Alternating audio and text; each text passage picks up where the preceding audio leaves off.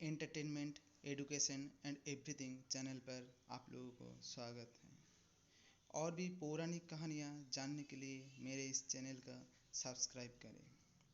जानिए महाभारत के सबसे शक्तिशाली योद्धा अर्जुन, भीष्म पितामह, कर्ण से भी अधिक योद्धा जो एक पल में ही महाभारत का युद्ध समाप्त कर सकते थे। जानिए क्यों कहा जाता है बर्बरिक को खटुश्याम।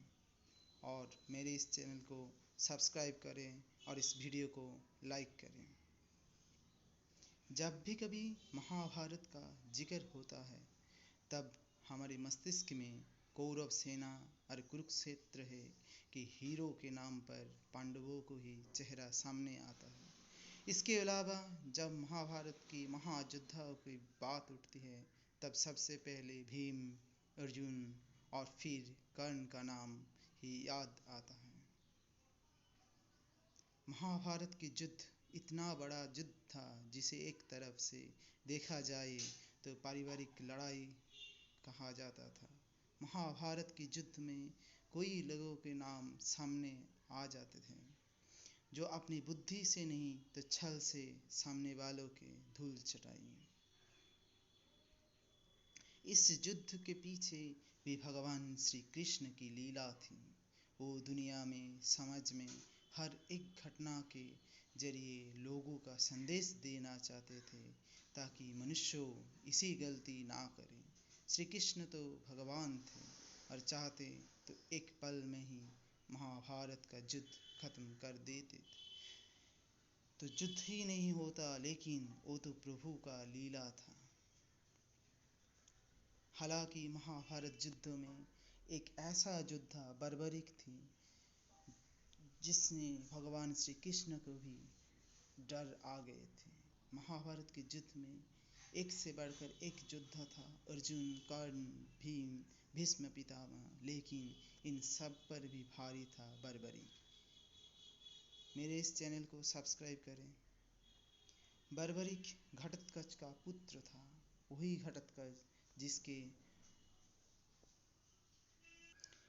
उत्पात की वजह से कर्ण को इंद्र प्रदत्त शक्ति का इस्तेमाल कर उनका वध करना पड़ा था। उन्हीं घटोत्कच और नागकन्या मौरवी की पुत्र था बर्बरिक।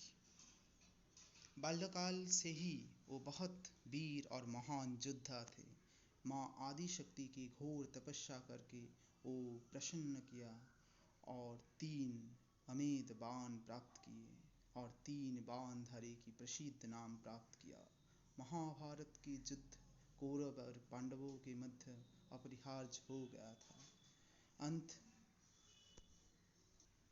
अंत ये समाचार बर्बरिक को प्राप्त हुआ तो उनकी भी युद्ध से सम्मिलित होने की इच्छा जागृत हुई।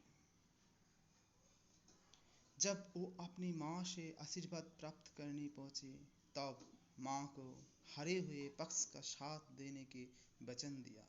श्री कृष्ण को जब इस बात का पता चला तो वो सोच में पड़ गई। उन्हें पता था कि बर्बरिक अगर युद्ध में शामिल हुआ तो पूरे महाभारत की कथा पलट जाएगी। श्री कृष्ण ने फैसला किया कि वह बर्बरिक को इस युद्ध में सम्मिलित नहीं होने देंगे। उन्होंने ब्राह्मण वेश धारण किया और बीच रास्ते में ही उन्हें रोक दिया। श्री कृष्ण ने उन्हें चुनौती दी कि इस पीपल के पेड़ की सभी पत्तों को छेद कर दिखाई जिसके नीचे दोनों खड़े थे। बर्बरिक ने चुनौती स्वीकार की और अपने त्रिनेत्र से एक बाण निकाला और ईश्वर के शरण करे बाण छोड़ के पत्तों को ओर चलाया। तीर ने क्षण भर में पेड़ के सभी पत्तों के भेद दिया और श्री कृष्ण के पैर के आगे चक्कर लगाते रहे, क्योंकि एक पत्ता उन्होंने अपने पैर के नीचे छुपा लिया था। बर्बरिक ने कहा कि आप अपने पैर की हटा लीजिए, वरना ये आपके पैर की चोट पहुंचा देगा। श्री कृष्ण ने बालक बर्बरिक से पूछा कि वो युद्ध में किस और से सम्मिलित होगा, तो बर्बरिक ने अपनी माँ के दिए वचन दोहराया कि वो युद्ध में उस ओर से भाग लेगा जिस ओर में सेना निर्बल है और हार की ओर अग्रसर है। श्री कृष्ण जानते थे कि युद्ध में हार तो कौरवों की ही निश्चित है और इस पर अगर बर्बरीक ने उनका साथ दिया तो परिणाम उनके पक्ष में ही होगा। तब भगवान श्री कृष्ण ने ब्राह्मण के भेष बनाकर सुबह बर्बरीक के शिविर के द्वार पर पहुँच गए और दान मांगने लगे। उन्होंने बर्बरीक को समझाया कि युद्ध आरंभ होने के पहले युद्ध भूमि को पूजा के लिए एक वीर क्षत्रिय के शीश की दान की आवश्यकता होती है। उन्होंने बर्बरीक को युद्ध में सबसे वीर की उपाधि से अलंकृत किया और उनका शीश दान में मांगा। बर्बरीक ने उनसे प्रार्थना की कि वो अंत तक युद्ध देखना चाहता था। श्री कृष्ण ने उनका ये बात स्वीकार कर ली।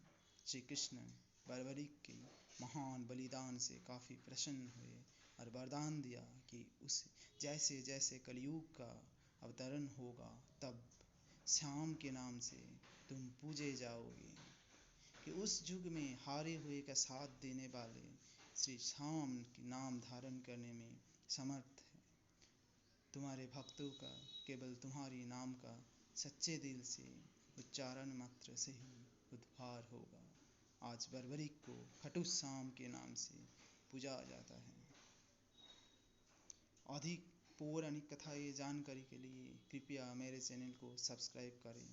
इस वीडियो को लाइक करें। Please subscribe my channel.